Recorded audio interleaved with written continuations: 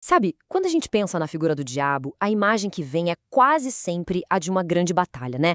Bem contra o mal. Mas e se essa não for a história completa?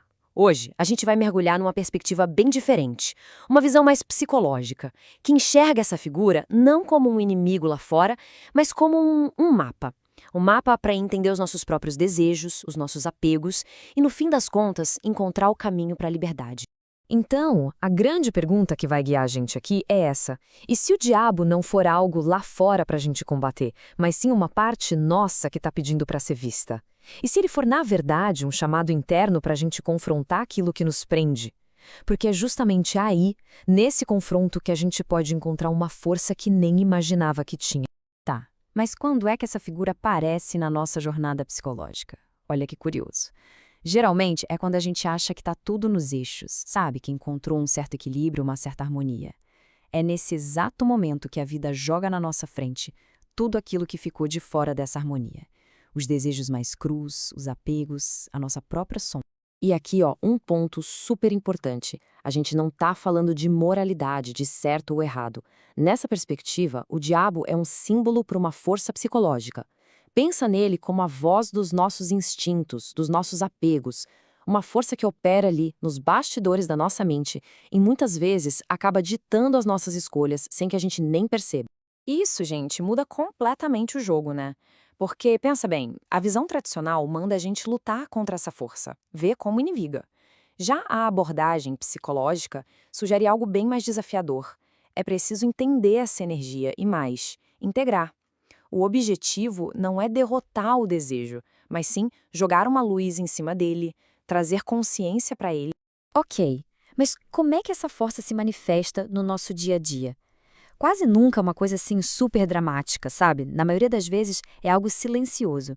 Ela aparece em padrões que ficam se repetindo e a gente nem entende bem o porquê. No começo é só um incômodo, uma sensação estranha. A gente começa a notar que tem certos comportamentos que se repetem, mesmo que machuquem. É aquela sensação de estar no piloto automático, sabe? Como se algo maior estivesse no controle e parece que não tem outra opção a não ser seguir sempre o mesmo roteiro. Até que chega o momento da virada. O primeiro passo de verdade para a mudança. É aquele instante de clareza quando a gente finalmente tem a coragem de olhar para esse padrão e dar um nome para ele. Só de admitir "isso me prende", nossa, já é um ato revolucionário. É como acender a luz no porão da nossa mente. Tá, mas e se esse reconhecimento não acontece? O que rola quando esses padrões continuam lá, no escuro? Bom, aí aquele desejo que antes era só um impulso começa a governar a nossa vida. E o preço que se paga por isso é a própria autonomia. Pois é, a falta de consciência leva a gente para uma espiral mesmo. Primeiro, o desejo inconsciente toma conta. Depois, a gente se identifica tanto com ele que o medo de perder aquilo se torna maior do que a dor que aquilo causa. É nesse ponto que as correntes deixam de ser só um padrão e viram uma prisão de verdade. E na prática, isso vira o quê? Vícios, compulsões, jogos de poder tóxicos em relacionamentos. Mas o ponto aqui não é julgar, de jeito nenhum. É trazer clareza. Condenar o desejo só deixa a prisão ainda mais forte. Mas calma, tem uma saída, existe uma sacada, um estalo que muda o jogo todo, que transforma essa sensação de prisão em um caminho real de empoderamento. E o pulo do gato é esse aqui. É uma percepção que, olha, muda tudo. As correntes, elas não são impostas por alguém de fora. A verdade, e essa é dura de engolir, é que em algum nível a gente consente com elas. E é justamente nessa aceitação, por mais difícil que seja, que a gente encontra o poder para mudar. E quando essa ficha cai, a gente sai do campo da culpa, que não leva a lugar nenhum, que só deixa a gente impotente e entra no campo da responsabilidade. E responsabilidade não é se chicotear, não. É reconhecer nosso papel na história e, com isso, pegar de volta o poder de escolher diferente. Só que essa libertação raramente é um processo tranquilo. Muitas vezes, precisa de um empurrão, um catalisador. Um evento que chacoalha tudo, que a psicologia arquetípica chama de a torre. Pensa assim, sem algo que abale as estruturas, o padrão tende a continuar para sempre. A gente fica preso no mesmo ciclo porque a base que sustenta essa prisão, seja um relacionamento, um trabalho, uma crença, continua lá, intacta. A torre é justamente a queda dessa estrutura. Claro, pode ser bem doloroso, a perda de um emprego, o fim de um relacionamento, Mas é essa queda que, no fim das contas, quebra as correntes e mostra que aquilo que parecia tão sólido, tão absoluto, na verdade era uma ilusão.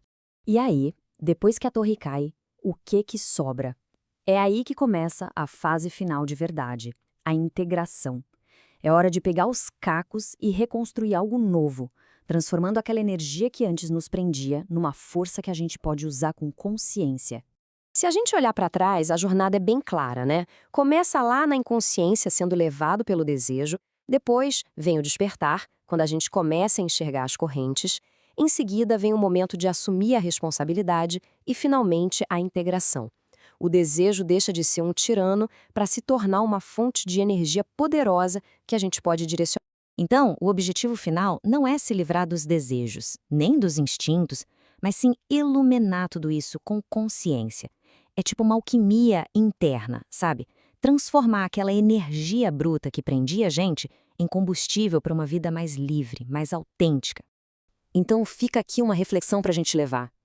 Qual é aquela corrente que hoje mais parece prender?